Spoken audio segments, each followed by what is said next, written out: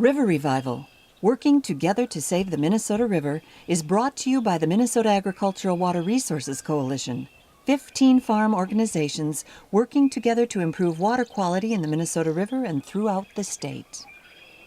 River Revival is a production of the Water Resources Center at Minnesota State University, Mankato.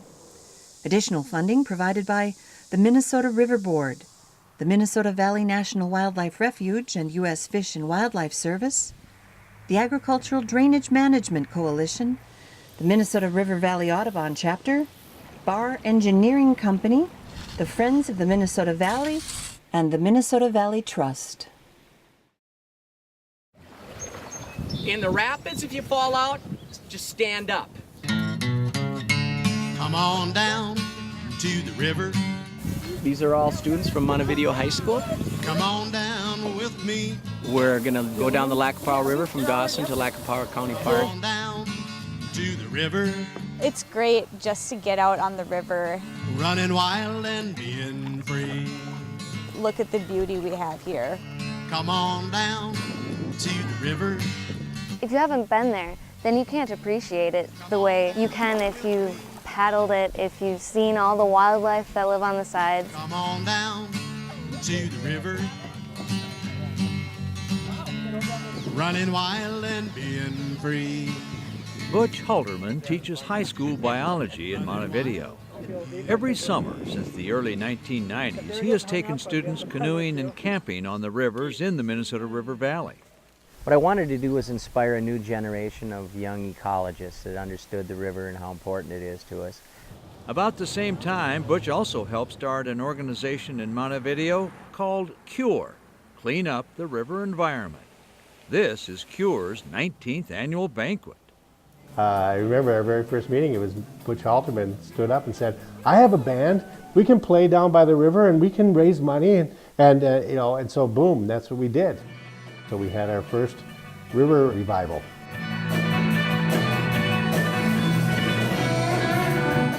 CURE is one of several citizen-led organizations working with farmers, government, and business enterprises to improve water quality in the Minnesota River. That's the holy grail. How do we grow food without making the water dirty? And farmers are the key people that are going to figure it out. They're the most resourceful, inventive people I know. As a fourth-generation farmer, I'm making decisions based not only on what is good financially or good business for today, I'm making decisions on what is good for future generations. I also think about, would my predecessors here be proud or happy with the way that I'm doing things? In our travels up and down the Minnesota River Valley, we met hundreds of folks working together to save the Minnesota River from decades of abuse and neglect. It represents a cultural shift in our historical attitude toward rivers. Rivers were treated like drainage ditches, garbage dumps, sewers. No, this is a prime recreation area. This is where the remnant of the wild still lives. We have to celebrate and get to know these places. So that's the cultural shift that I've seen happen in 20 years. And this is really important because it's how we think about things and how we regard them that changes our attitudes and our behaviors. The place where we start is that clean water is just a fundamental value for all Minnesotans. The second thing that I think that everybody understands is that it's everyone's responsibility to get clean water. And in the case of the Minnesota River, we've had a tremendous amount of people all working together doing something. Thanks for coming. Meet Ron Baldwin and his daughter Lori. They call themselves River Rangers. It's a program to get young people and adults in the outdoors to see what beauty we have around us, walk the woods, see what it's like. The ultimate goals is that you're going to grow up to be good environmental citizens, right? On a sunny October morning, they've come to see an incredible double waterfall at Minneopa State Park. And even if you've seen it before, it still is one of the more impressive falls in the Minnesota River Valley. A long, long time ago, a virgin wind began to blow, which in time would melt the snow, giving birth to a mighty river's flow. Falls in the Minnesota River Valley that we're in were formed when the glaciers receded about 12,000 years ago. In truth, the river has an extensive geological history, and to understand that history is to understand the Minnesota River. Geologist Carrie Jennings. Place where the Jolly Green Giant campaign was designed, and it is a giant valley, and it's hard to appreciate if you've grown up here, but valleys like this just don't occur everywhere. What we're seeing is really the result of a catastrophic discharge of water from a very large glacial lake, a lake that was bigger than all the Great Lakes put together, that drained very suddenly, burst a dam of some sort near the town of Big Stone. A wall of water was sent down through kind of the central lowland in Minnesota. So if you look across the other side, a little bit above St. Peter where the campus is, that was the surface. So this is entirely new, this valley here between us and that town over there. It's over a mile wide at this point. You have now a valley in the landscape that's 150 feet plus below the surface where most of the streams are flowing. So as they come from that surface down into the valley, they have a lot of gravity actually speeding up the water, and we still have a lot of waterfalls along the edge of this valley where there's bedrock to kind of hold up that fall. But in other places where you just have a thick stack of glacial sediment, you get these very deep ravines. They deposit the sediment that they're moving into the valley here, and then eventually it gets deposited into Lake Pepin, which is kind of a local stopping point in Minnesota for all fine suspended sediment. You know, the silt and the clay that doesn't settle out of the water very easily. So it's natural for rivers to be cutting into this upper flat surface, depositing their sediment into the valley. What's not natural is the rate that that's happening now. No, the river is the indicator of what's happening on the land. Societies rise and fall based on how well we take care of our topsoil. We are in a process where we've lost half of the topsoil we started with, you know, in less than 125 years of cultivation. So we're on a path towards desertification. This is all the stuff it carries down. Charles Smith is a young-looking 70-year-old who has lived just below Minnemissionona Falls his entire life. Over the years, he has seen and photographed the changes to the falls and his farm. This was kind of the shallow end of the lake. There used to be about 7 or 8 feet of water in here. And then the edge of the lake was in here. It just all come down off the hillsides. But you're standing on 8, 9 feet of fill. Hard to believe that. But this was lake shore when I was a kid. The state climatologist indicates that we're getting more convective storms of greater intensity rains, which means that the streams themselves have larger floods, have higher peak flows, and so they are more erosive. The main problem here is the speed it comes down. It seems to be the way we manage water that affects the river quality. It's not a surprise. The green solid lines are new 6-inch. They're tiling every 50 feet. Charles says the change he's seen in the creek is evidence of land use changes upstream. All the drainage out of the drain ditches and everything, they keep widening, cleaning, and draining more and more all the time, so it's faster. You give a river more water to work with, it becomes more erosive. So we're seeing more sediment coming from places where the river kind of impacts a bank or a bluff. Geologist Carrie Jennings. We just tend to be in a hurry to move water off the landscape. No matter what we do on the surface, whether it's urbanizing an area or putting a roof on a lot or draining agricultural fields, it's all has the same effect, which is to hurry water to the stream, to get it there as quickly as possible. Unfortunately, we're in the way of the city. All that drainage from the city is coming this way. Clearly, Charles and others along the river are worried about the future of our namesake river. When they get in and they let them develop like they're doing up on top here, they don't have any plans for that water, really. They'd really have to put in some really good control ponds to hold back some of that. And I doubt if they're going to do that because they don't want to go to the expense of doing that. They don't pay for the trouble it causes downstream.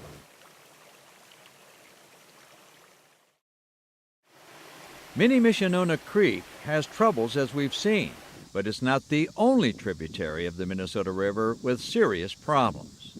And communities throughout the basin are going to great lengths to address their water quality challenges. The Upper Sioux community is one of them.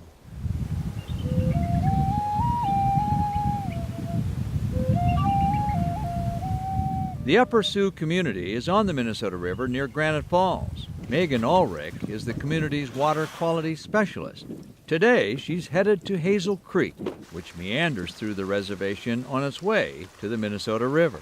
I sample this body of water monthly during the field season for little critters that live in the water called macroinvertebrates. These particular critters can only survive in really healthy water. And then group 3, these are pollution tolerant organisms, so they can live in any range of the water. Some of these critters live on the bottoms of rocks, some live in undercut banks, some live on the vegetation that's emerging out of the water. They can't run away from pollution, you know, so they're a very good indicator of water quality. You can see how fast the water is running, so it's carrying a lot of the silt with it, and it's just fine and mucky. It's so fine that it clogs up my 500 micron net. And you can imagine if you have gills, what that does to you.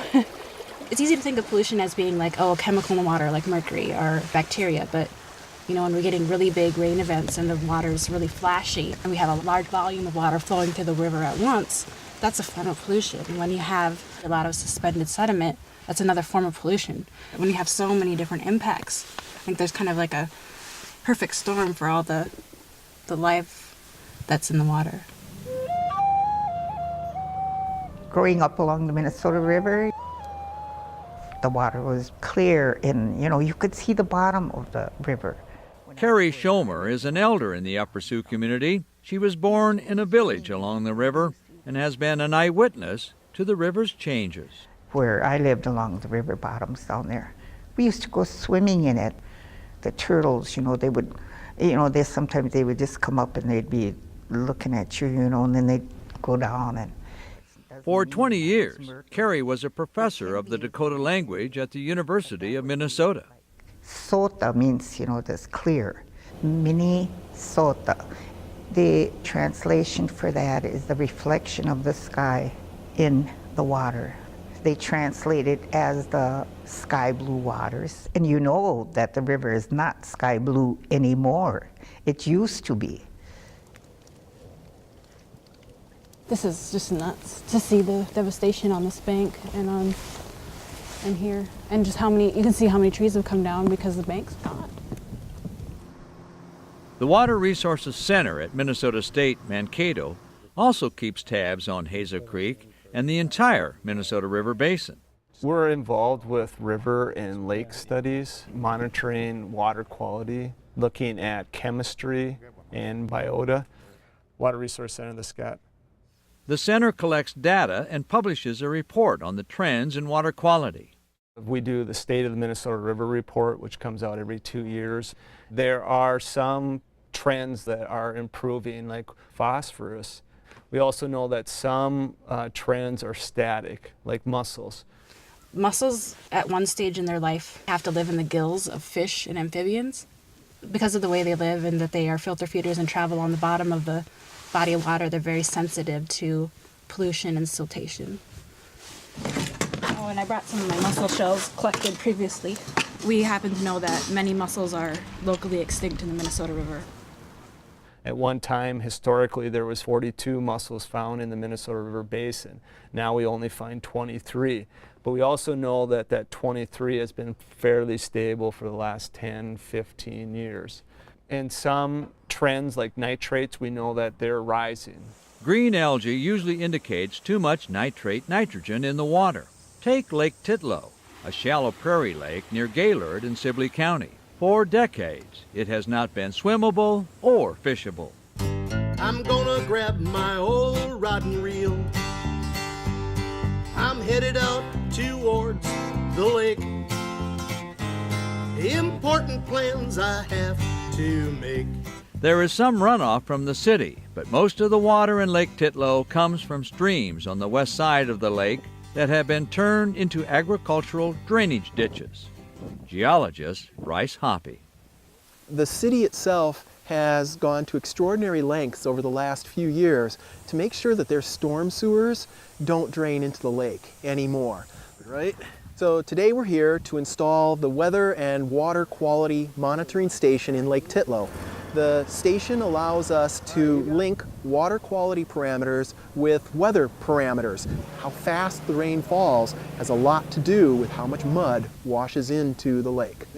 That instrument that we lower into the lake tells us the temperature, the pH, the amount of oxygen in the water, the amount of solid mud that's suspended in the water.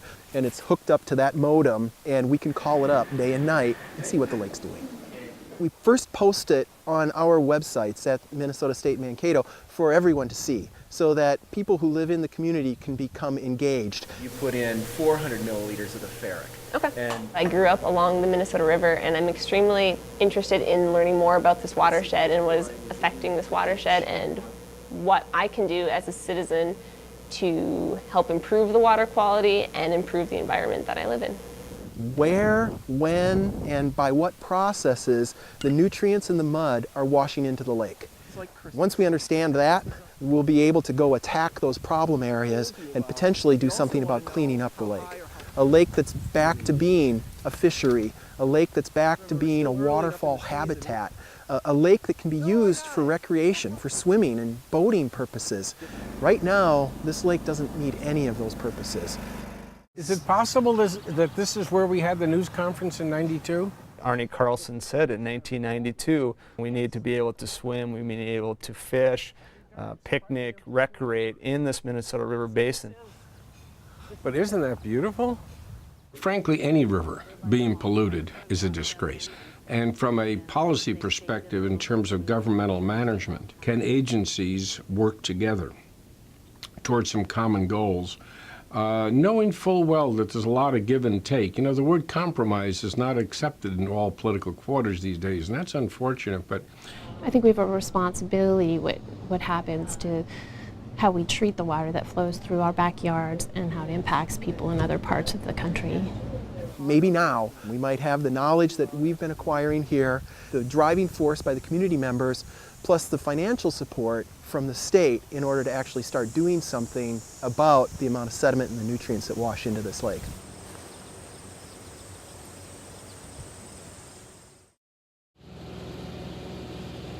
There'll be plenty of time to visit with the candidates. It's August in 2010. There's a gubernatorial candidate forum at Farm Fest near Redwood Falls. Everybody on Main Street, Minnesota knows that the health of Minnesota's economy depends on the health of our agricultural economy. Indeed, almost 4/5 of the land in the Minnesota River Valley is devoted to agriculture. We're very dependent as a society worldwide on the food that's produced in the Minnesota River Basin. Row crops and livestock generated more than $13 billion in 2009. Agriculture is Minnesota's second largest industry and accounts for 1/5 of our jobs. The Minnesota River Basin up into the Red River Valley, there's what I would call the modern day Fertile Crescent, where we've got a combination of the right soils and climate and rainfall. Prime agricultural soil with not a lot of stones. It also holds water. It's a glacial lake clay and silt, so you have to tile it to farm it.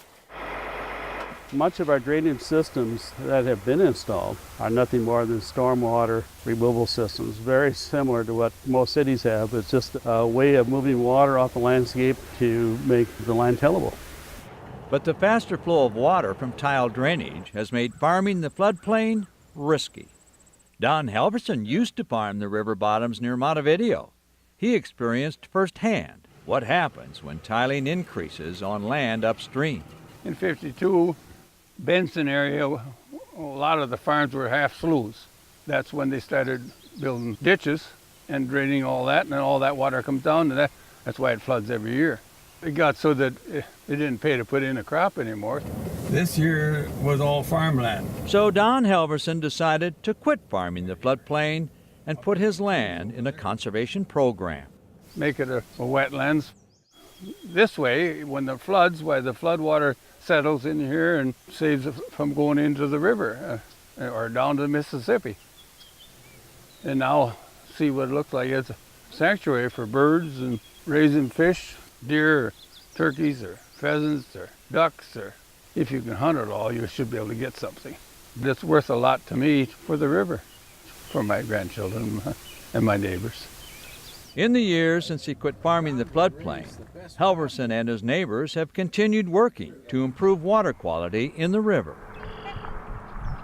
In 1992, Minnesota Governor Arne Carlson created a Citizens Advisory Committee to find ways to make the Minnesota River fishable and swimmable. The Citizens Advisory Committee painstakingly over the course of 2 years put together a very comprehensive set of recommendations for the state of Minnesota to follow, what we call almost the 10 Commandments of cleaning up the Minnesota River.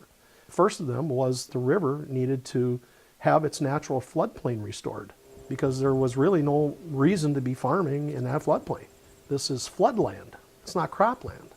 So 4 of us from the Citizens Advisory Committee flew out to Washington, D.C. And the availability of the federal dollars to focus on a watershed and try to make a major impact in improving water quality and habitat in that watershed was available through this Conservation Reserve Enhancement Program. About a month later, the federal government put about $167 million up on the table as a little incentive for the state of Minnesota to get this cropped floodland out of production. But the state needed about $80 million in matching funds to get the federal money. Governor Carlson and his staff put this at the top of their agenda. And we marched a lot of farmers up to the Capitol saying, we want this. They don't want to be in the floodplain farming. Minnesota Farmers Union, the Farm Bureau, corn growers, soybean growers, pork producers, all of these groups in the end were supportive. The rare sort of once in a lifetime. We're talking about 100,000 acres of floodland along the Minnesota River and its tributaries, which was taken out of production in the course of less than 2 years. I think it was both citizens coming together with government, and it formed a partnership that I think will have a lasting impact on Minnesota. 5 to 10 years after that CREP program was in place, you could visibly see the difference in the Minnesota River. Many of the fish species that are sensitive to those high rates of sediment have returned. A lot of it had to do with CREP. CREP was huge. Your committee was the first to break the hostility, if you will, between urban and non-urban on the environmental issues. And I think through your committee, which was representative of the totality of the state, and the coming together of the various agencies, I think it started to build bridges. And I think those bridges are frankly permanent. And a great ending to a super project now that is being replicated across the United States. We did a nice job on that, but we got a lot of work to do yet. Like everyone else, farmers want clean water too. And they're showing us new ways to grow food without making the water dirty. This is the pond my dad put in 1973. This was a big ravine. We made an earthen dike, and it catches all the silt and everything before it hits the river. In picking sites, that's definitely something to look at. And he carries on the conservation ethic he learned from his father. And I was at a meeting Leonard Binstock put on about ways that tile lines were going to be changing. Today is the first day for building a wood chip bioreactor at the edge of Carl's Fields. With cost share funds, county, state, and federal agencies are working with Carl to make the water cleaner coming from his drain tile. It's a relatively simple concept. It's capturing water from tile lines long enough so that it breaks down nutrients before it gets discharged to the stream. The use of a bioreactor has so many advantages in the removal of the nutrients, the phosphorus, the nitrates that do percolate through the ground. You have to maintain our ground so that is beneficial to everybody. The Minnesota comes south. Audrey Arner surveys her farm on the blufflands of the valley near Lac qui Parle. She and her husband, Richard Handine, quit farming corn and soybeans way back in the 1970s. We had been spending time with farmers who were affiliated with the Land Stewardship Project and the Sustainable Farming Association of Minnesota, and many of those mentors affected our decision-making to manage grasslands. In doing that, we have learned to take the lesson from the Great Prairies, which has been to perennialize and to diversify. They think of their farm as a water catchment zone, and they built a dam to hold the storm water and make a pond. since we have perennialized the landscape, the springs run year-round. There's just less volume of water in the stream, even after a high rainfall event, because we're holding more of it. We don't apply phosphorus. We keep our animals some distance from the waterways so that much of the nutrient that comes from them is absorbed in the paddocks. So that's pretty darn clear water by the time it hits the culvert. Audrey says the water in their pond is swimmable and fishable. Most farmers love the land, and they may not all understand ecosystem processes in the same way, but I think it's really important to listen to one another with an open heart, to foster biological diversity, to cycle nutrients in a way that doesn't contaminate the river, and to effectively conserve our precious water resources.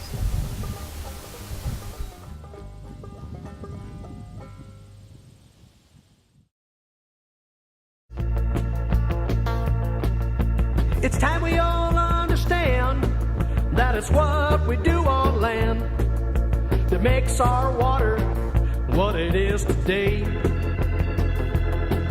This simple fact is true. It's controlled by me and you. It's time to fix the mistakes of yesterday. Without proper treatment, human sewage, what we all flush down the toilet, has been a major contributor to pollution of the Minnesota River. As recently as 1996, the Minnesota Pollution Control Agency identified 40 incorporated communities in the valley that required improvements in their sewage systems. The city of Boyd, located in the Lac Piparo watershed, was one of them. We needed to get this sewer system done because we had old septic tanks and so forth, and all those things are real old. We want to kind of, clean up the environment besides taking care of our own sewage problems. So when you get flooding, then of course with all that surface waters, then the pollutants go in. So that's why we're happy to, like I say, to get rid of those septic tanks and so forth, so that pollutant is not available for floodwaters. That's the one for our sewer. We have to have special reports that are due every year that they will follow up on. Anytime you get grant money, you have to follow all their rules and regulations, and they check on you to make sure that you are doing that. So we do that. Yeah. We'll be doing reports for the next 40 years because of these grants for both sewer and water. So. And do you think it's worth it? Well, yes. If you had seen our water before and our sewer problems, yeah, we needed this, and it's good. We need it, and it helps the city. Communities throughout the valley, working together with state and federal agencies, have been improving the ways they handle sewage water. Today, problems remain in some unincorporated communities and individual septic systems, but every single one of the 40 incorporated communities has been fixed. It's time to fix the mistakes of yesterday. Some communities, like the Upper Sioux community near Granite Falls, installed a state-of-the-art sewage treatment facility. All the wastewater is filtered and circulated through this drain field, and the fenced-in portion down there is reconstructed wetland. We sample the water here to make sure that it's working properly, and I sample the river downstream of the drain field and above stream to make sure that the community is not negatively impacting the river with their wastewater. The Upper Sioux community also worked with state and federal agencies and the Shakopee-Mdewakanton Sioux community to slow down the stormwater running across the parking lots of Prairie's Edge Casino. Well, in 2003, we moved our enterprise up here on top from down below in the floodplain area, and the issue was the overland runoff and the erosion that you could visibly see out into the lower areas of our tribal lands. And to overcome those difficulties, we created a storm sewer system which runs around the perimeter of the casino and the parking lot, and it channels all of that water into our holding pond back here, and when it gets to a certain level it releases it down through the valley through a riprap scenario down to historic wetlands. We're treating, I would say, a substantial portion of the water, especially in an urban area. When, in the early 80s, national urban runoff pollutant standards were developed, and that's where all the ponds started to be built. Those are designed to provide a certain level of pollutant removal before it enters a creek or a lake. The 9 Mile Creek Watershed District, which includes parts of Bloomington, Edina, and other western suburbs, has new rules for handling runoff. We want the first inch of runoff to be retained on site. And so that's where porous asphalt parking lots or driveways, it could be rain gardens. Rain gardens are being incorporated into commercial developments, municipal projects as we see here, as well as private residential projects. You'll see where the water filters down and it goes out into the street right over here. And down the 9 Mile Creek comes out clear. And the 9 Mile Creek is, by the way, one of the cleanest in the country here. And we watch it pretty close and monitor it, keep the trash out of there, and everybody respects it. Residents in the 9 Mile Creek Watershed District support the new policies to slow down the water. All you had to do was sign up for it, and then they would come and do the work as long as they were putting the street in. It's been a year right now, and it's really worked out. We've had more people stop and take pictures of it.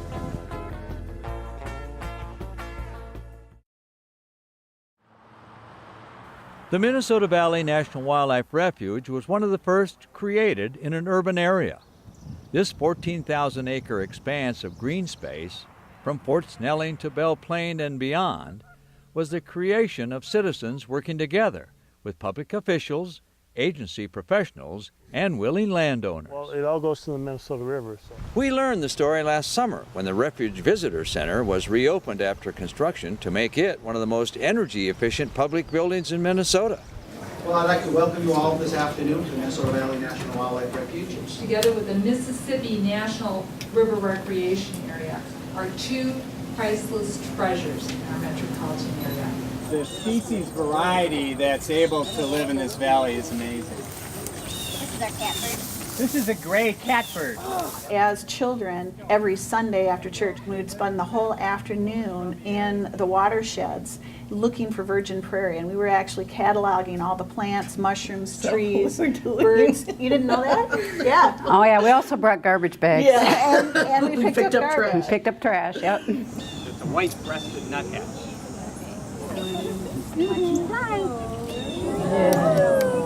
I was on the Fish and Wildlife Service's national planning team, and we were planning national wildlife refuges all over the nation. And driving across the river every day and seeing this big, wonderful natural area, and thought it should be a national wildlife refuge. And we also knew in order to sell it was to include a recreation and interpretation and wildlife observation component. At the time, many of the cities had zoned the floodplain for development, which would have destroyed the natural conditions. If we didn't protect these areas, we'd look more like the East. It'd all be industrialized. And those people like to fish and hunt. The majesty of nature, all those gifts that we had here in Minnesota could have been lost. In order to get this one going, I enlisted the support of my hunting partner, Dick Dury. We crossed the river and got help from Elaine Malott and the Bloomington Natural Resources Commission. Elaine was the chairperson. So I knew how she operated and how effective she was. And when Elaine Malott and Mary Alice saw, the value of bringing a citizens committee to try to make this a national wildlife refuge, we were pretty well primed.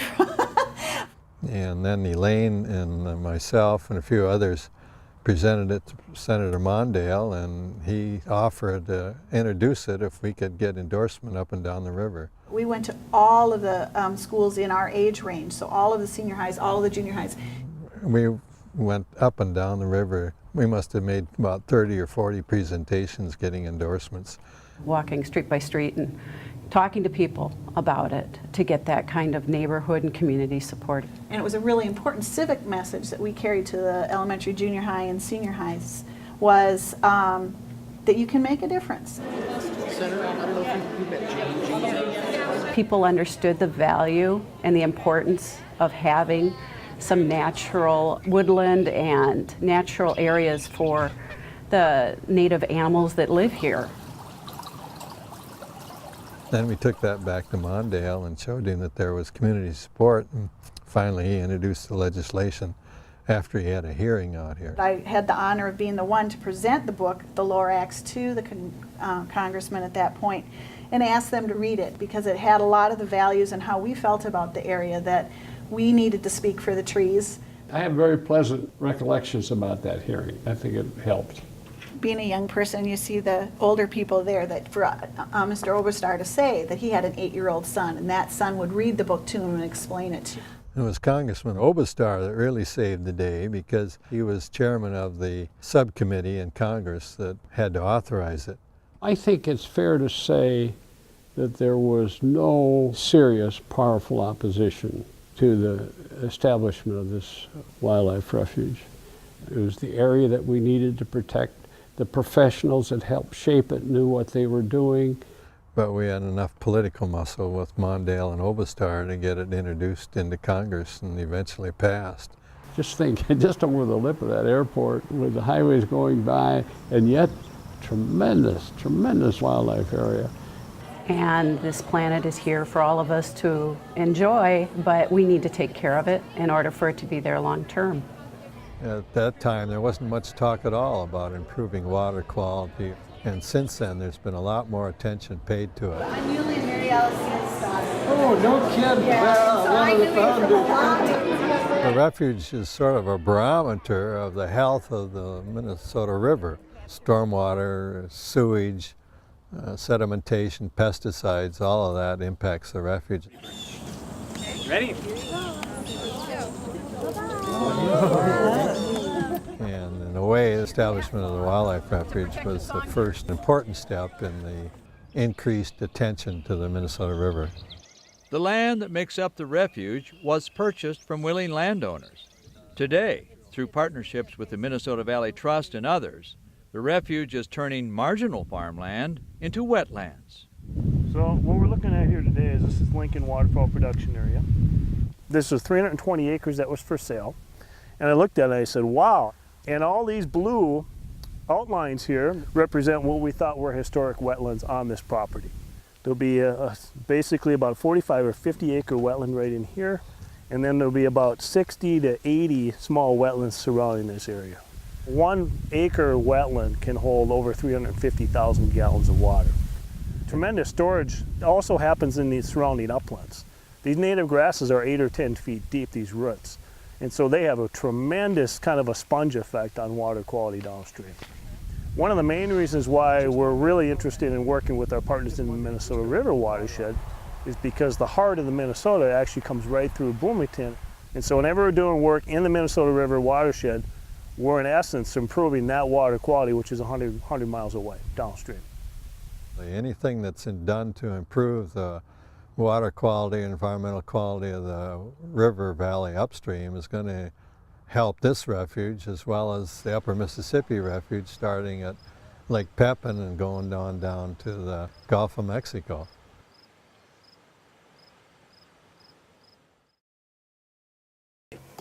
There you go. Oh, yeah, nice catfish. Hey, and my other bobber's going down. Scott Sparlin has been fishing the Minnesota River since his college days when he moved to New Ulm. Sparlin started the New Ulm area's Sport Fishermen Club in 1987. That group, which became the Coalition for a Clean Minnesota River, has led the way in improving the fishing in the river. Good luck. Yeah, thanks. Thanks. This afternoon, the last day of the walleye season, Scott's got plenty of company on the ice. This river's got big walleyes in it. Al Swuck almost got a state record walleye down here. Well, 29. 29, yeah, I got mine right. In the summer, I got 210s there on the wall at home. Right there on the wallpaper. Yeah. 28 3/4 and 26 1/4 inches. All summer, I catch walleye too. Yeah. Down at Riverside on that sandbar there. Yep. I love that. It's so fun. It's just gorgeous out there. Can't beat it, you know. You don't have to go up to Mille Lacs. You don't have to go anywhere. You can just fish. It's right in town. Right downtown New Ulm. Secret spot. If the fishing is getting better, that must mean the water's getting cleaner. Here near 7 Mile Creek, between Mankato and St. Peter, DNR fishery scientists are studying that hypothesis. Using a small charge of electricity, they stun, catch, and record the size and species of the fish they find.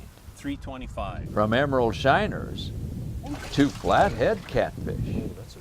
We easily identify a walleye or a catfish as being valuable because we catch and eat sport fish. The health and well-being of the fish that we desire is dependent on the diversity and the availability of these other species to these sport fish. All right, channel cat, 770. We take some basic water chemistry stuff. Like now I'm just looking at the clarity so we got an idea how far we can see in the water when we're doing the shocking. With electrofishing, it's all about being able to see down into the water.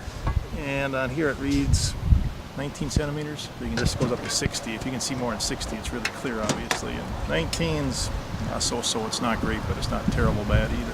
Recently, as the 50s, a professor at the university that wrote a book about the distribution of Minnesota fishes did seine hulls out there and really found peas and carrots from canning factories as well as human waste from unsewered communities in his seine hulls, and not surprisingly, very few fish. And that fish weighs 465. By taking those scales, we just get to see how many year classes there are. If we're seeing multiple year classes, we know we've got reproduction going on somewhere in the system. Boy, they're in great shape. Fish communities integrate all the decisions that are made on the land. And so if you've got a habitat and water quality sensitive species like a paddlefish or a blue sucker or black buffalo, these are indications that there's enough high quality habitat for some of these species to start re-entering the river and hopefully start having self-reproducing populations. Beautiful shape, so robust. 30. Recent surveys have showed over 70 different species of fish are now found in the Minnesota River. Some of them are really sensitive to water quality and other habitat parameters. I've been impressed so far. I mean, we've really had a lot of species here. I mean, we're probably at 25 to 30 species of fish, and that's diversity, and good things are at least beginning to occur here in Minnesota. We certainly got to be watching the fish in it because that's one of the big recreational aspects of the river. The public's starting to demand that they want us to be out here working on this resource and taking care of it, and they should, because this is a tremendous resource and it's getting more and more attention all the time. They're actually one of the species that they do target out here, especially even as you get down toward the cities.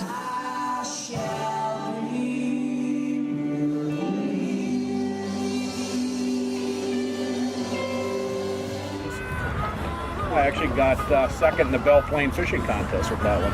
That's a handle. I think just the average Joe can go out to the river. Like I said, when I was a kid, I can tell you what it was like where I used to fish, and I can go down there now, and there's a marked improvement. I can see it, and I know it. In the state of Minnesota, walleyes and lakes have tended to be a higher priority for us to manage. But we're starting to invest more time in our major rivers and more time in our river and stream resources as we can. Rivers and streams connected to lakes, that connectivity of resources is really, really important for the health of our fisheries. Indeed, declining sediment levels and reduced phosphorus pollution are improving the health of the fish in the Minnesota River and its tributaries. An example, since it was started in 1975, the Belle Plaine River Fishing Tournament has been a good place to see how the fish are doing. Susie did get 2 catfish.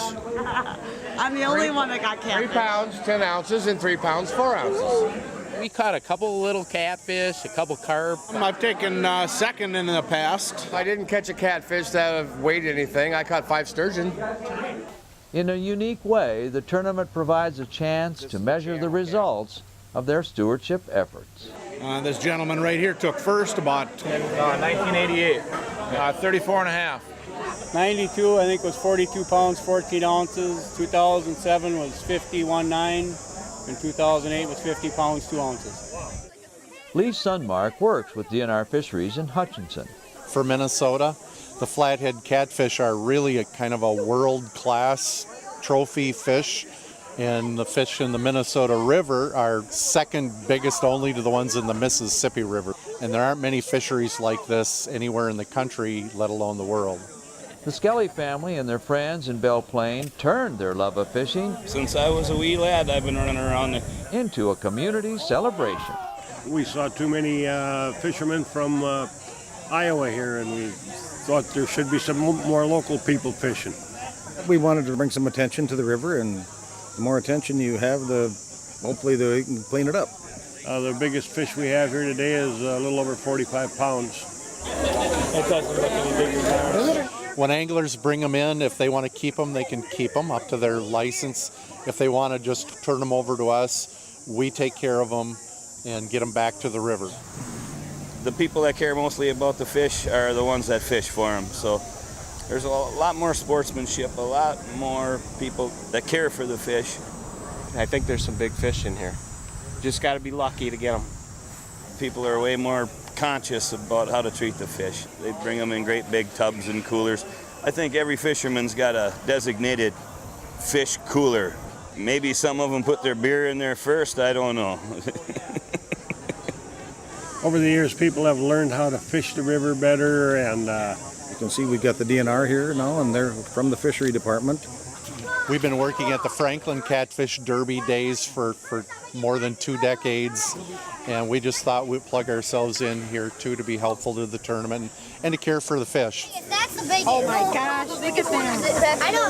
Well, it's really great that kids are so dang excited about this stuff.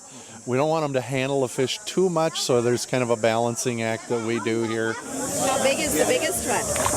45.5. people go up north and they spend a lot of money to catch a big fish, and they're never as big as the ones we can get right here locally. It's all about the camaraderie. I have many friends back here, and it's a great tradition. I get to spend a night on the river with my boys. They love to fish, and I just love it, love it, love it. I look forward to this just as I would Christmas. It's fishing. You know, nothing says Minnesota more than fishing. And in the Minnesota River these days, the fishing is better, the fish are bigger, and there's more of them. And you can eat them. Get this, the fish consumption advisories for walleye in the Minnesota River are the same as those in the upper Mississippi. So, bon appetit. Well, that concludes our story about the folks working to preserve the Minnesota River. And after these years, we know this: working together, we are saving the Minnesota River. Thanks for watching. To learn how you can help save the Minnesota River, visit minriver.net. The next thing that you know, the whole town was involved at doing all the things to get the river's problem solved. They were cleaning and a-dreaming what the river could become. And while they were working, they were having lots of fun. Cleaning up, yelling, cleaning up. Well, the kids told me we'll do it. We better get down to it, clean it up. Well, the kids told me we'll do it. We better get down to it, clean it up.